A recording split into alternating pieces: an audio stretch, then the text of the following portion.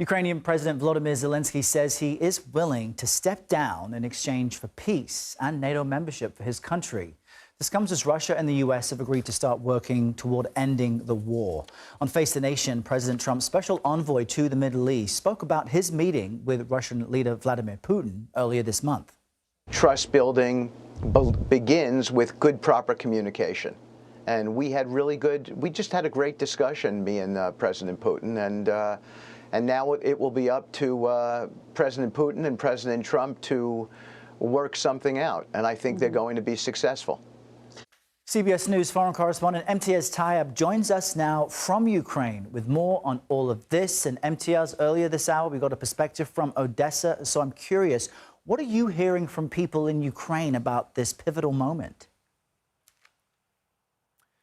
Errol, good to be with you. Yeah, we're in Borodyanka, which is a suburb of Kyiv, and this is a place that knows war. It was one of the places that was heavily targeted by Vladimir Putin's forces 3 years ago, and you can see the devastation to what was once a residential building. We spoke to a woman named Lilia who lived in this area. Her home is no longer livable. She's living in a temporary shelter, a tiny room.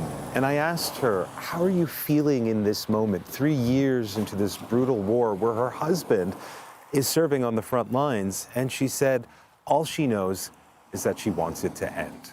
Errol. And we know, Imtiaz, it's jarring to see that destruction around you. I just want to acknowledge you've got dozens of world leaders in Kyiv today showing their support for Ukraine and for people like the woman you spoke with and discussing security guarantees. But what is the expectation of what might come out of today's meetings? Yeah, we have the Canadian Prime Minister Justin Trudeau here. We have several European leaders as well, really showing this support for Ukraine to travel all the way to a war zone, frankly, Errol, to stand in solidarity with President Zelensky, who himself has said that he hopes this would be a, quote, turning point.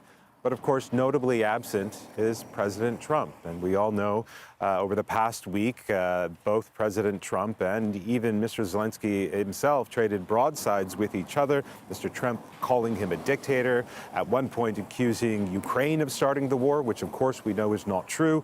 And it really just signals this downturn in relations. Still, I was at a press conference yesterday with Mr. Zelensky, and he said that he was hopeful things could turn around. And in his words, he said, because whether he liked it or not, Ukraine needs America. Imtiaz Tyab with that live report out of Borodyanka, Ukraine. Imtiaz, thank you very much for that.